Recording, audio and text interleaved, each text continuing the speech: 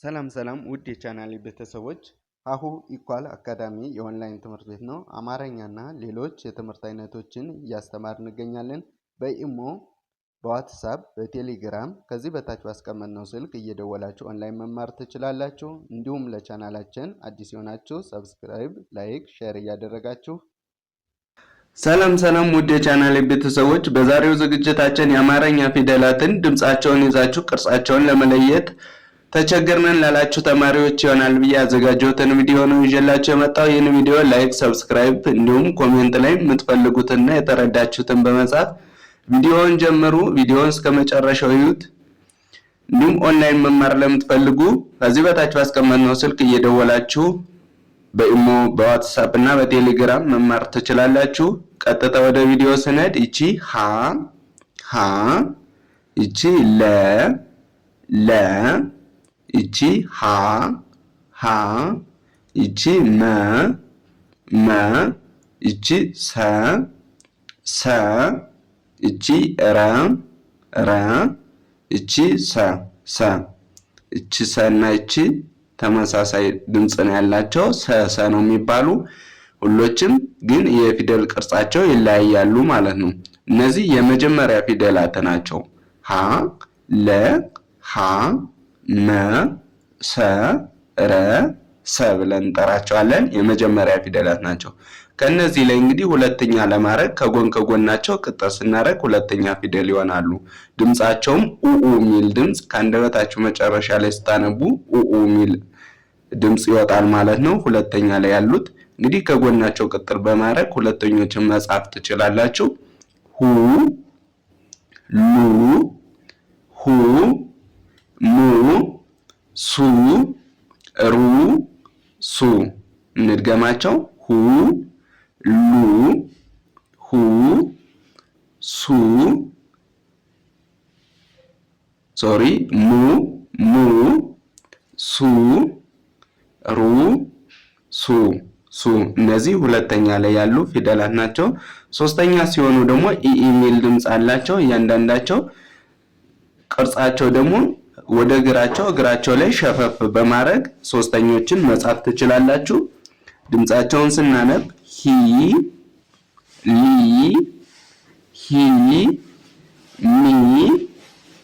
ሲ ሪ ሲ ሂ ሚ ሲ ሪ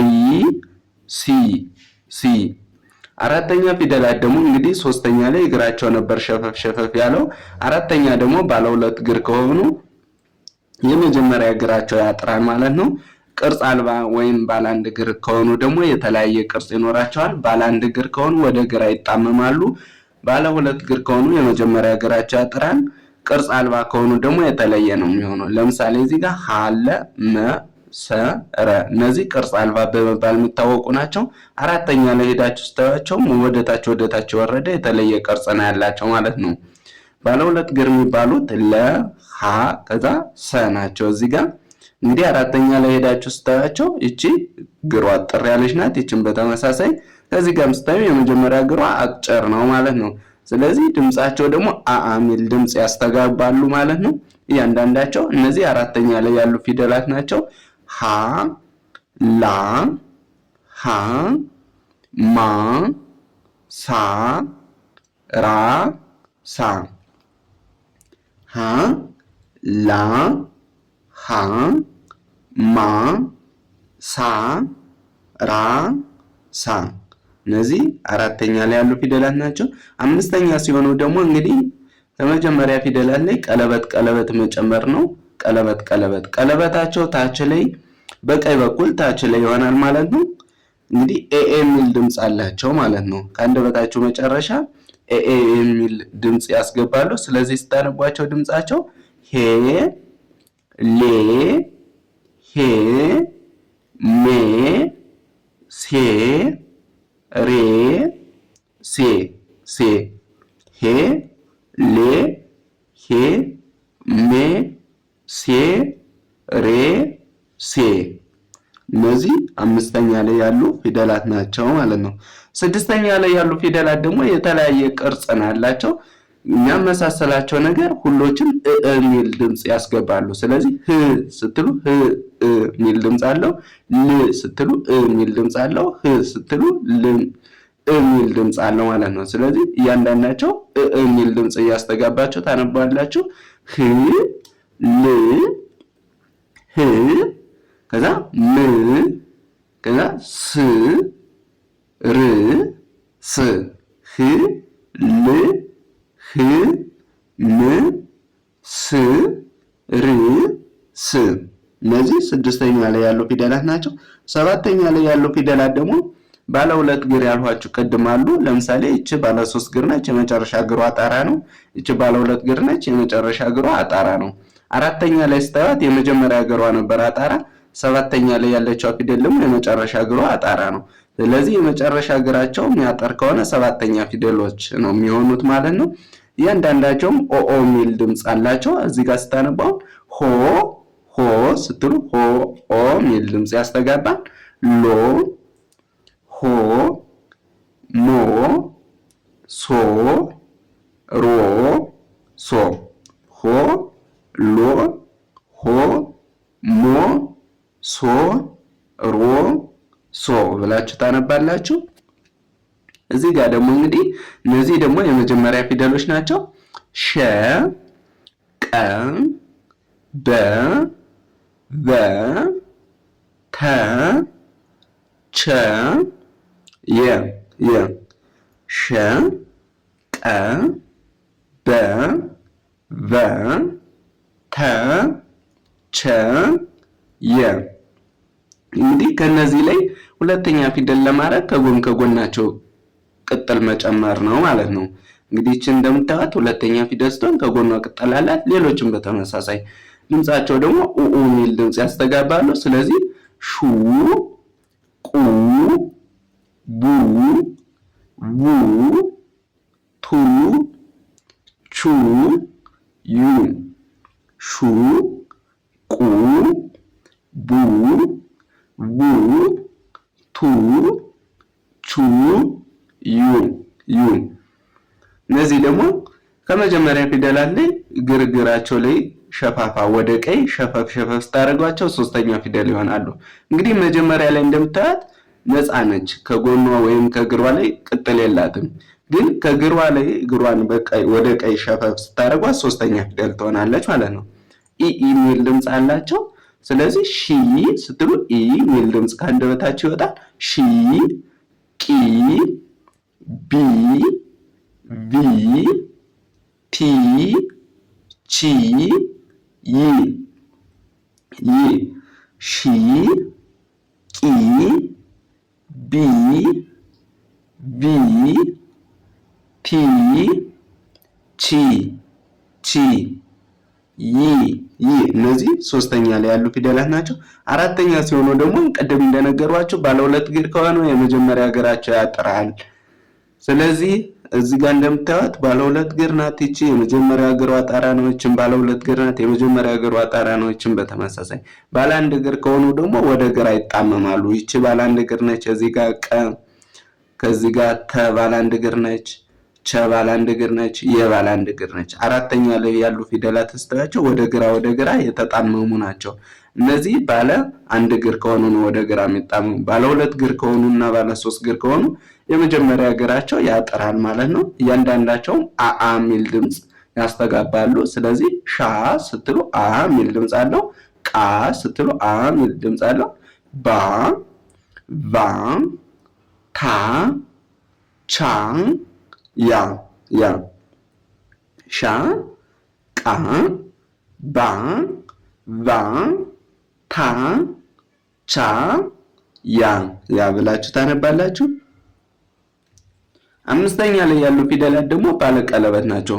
ቀለበታቸው የተለይ ነው የሚለውን እንግዲህ ስታዩ በቀኝ በኩል ታች ላይ ከሆነ አምስተኛ ፊደል ነው የሚሆኑት ማለት ነው።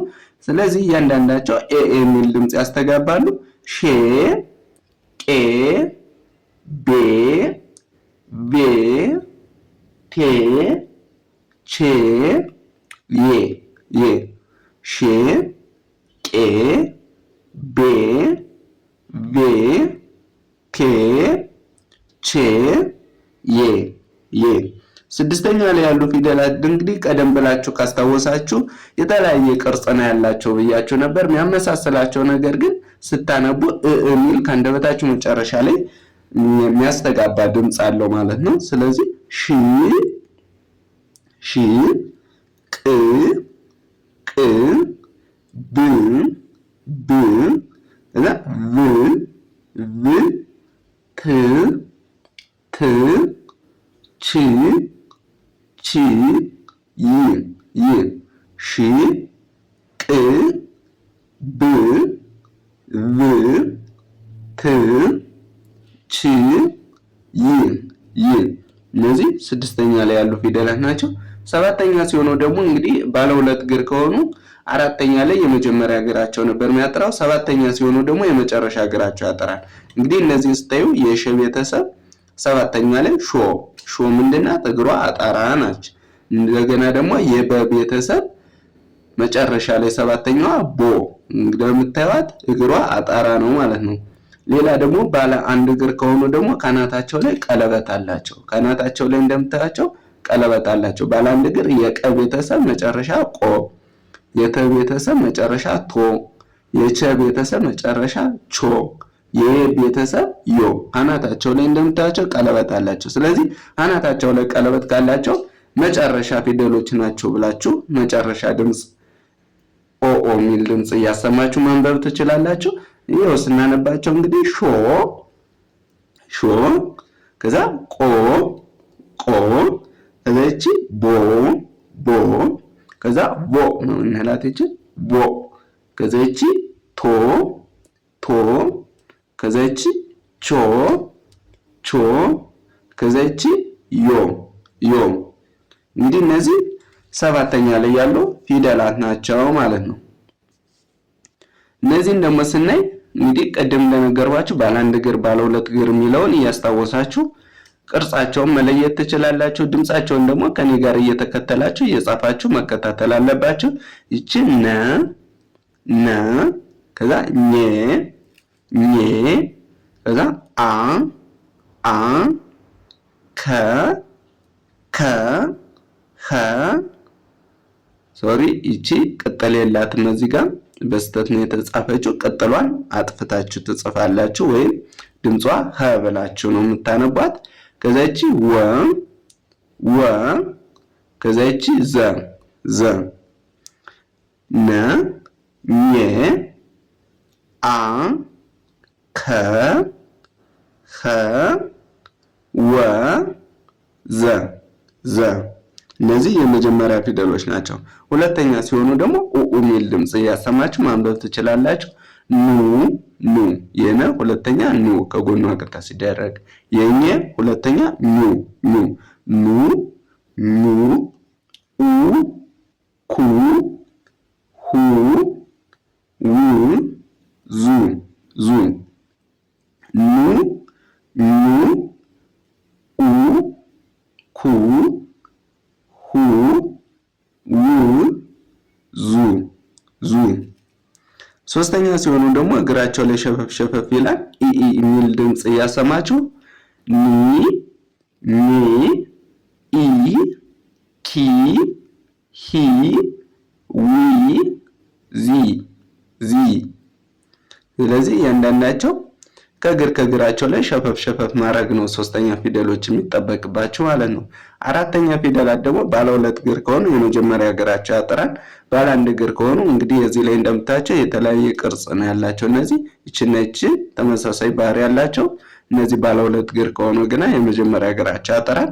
ይቺ ደግሞ ቅርጽ አልባ ስለምትባል የተለየች ናት ማለት ነው። እያንዳንዳቸው አአ የሚል ድምፅ እያስተጋባችሁ ማንበብ መጻፍ ትችላላችሁ። ስለዚህ ና ኛ፣ አ፣ ካ፣ ሀ፣ ዋ፣ ዛ ዛ፣ ና ኛ፣ አ፣ ካ፣ ሀ፣ ዋ፣ ዛ ዛ።